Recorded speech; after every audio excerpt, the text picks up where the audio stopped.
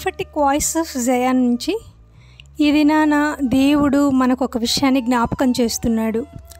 కీర్తనలు 103:14 వచనంలో ఇలాగ చెప్పబడింది, మనము నిర్మింపబడిన రీతి ఆయనకు తెలిసే ఉన్నది, మనము మంటి వారమని ఆయన జ్ఞాపకం చేసుకొంచున్నాడు.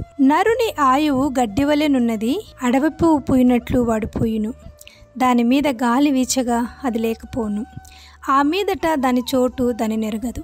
కాబట్టి దేవుడు మనము మంటివారం అనే విషయాన్ని జ్ఞాపకం చేసుకొని, మనల్ని నిర్మించిన మన తండ్రి తన కుమారుల ఎడల జాలిపడినట్లు యెహోవా తన యందు భయభక్తులు గల వారి ఎడల జాలిపడును.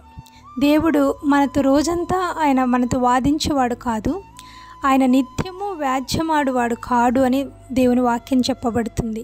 కాబట్టి నాకు ఈ కష్టానికి కారణం నేను ఇది చేశానని, ఈ బాధకు కారణం నేను ఈ పాపం చేశానని, ఆయన ఎప్పుడూ మనతో వాదిస్తుంటాడని, ఆయన ఎప్పుడూ మనకు మేలు చేయడని కొంతమంది అలాగే చెప్తారు, నాకు ఎప్పుడూ మేలు కలగదు అని. అలాగా జరగదు. ఎందుకంటే మనం మంటివారం అనే విషయాన్ని ఆయన ఎప్పుడు జ్ఞాపకం ఉంచుకుంటాడు. మనం ఏ రీతిగా నిర్మించబడ్డామో ఆయనకు తెలుసు, మన ఎమోషనల్ ఫీలింగ్స్ ఆయనకు తెలుసు, మన బాధలో మనం రెస్పాండ్ అవుతున్న విధానము ఆయనకు తెలుసు. కాబట్టి మన నేచర్ను బట్టి కాకుండా ఆయన నేచర్ను బట్టి తండ్రి తన కుమారులెడల జాలిపడినట్లు యెహోవా తన యందు భయభక్తులు గల వారి ఎడల జాలిపడును.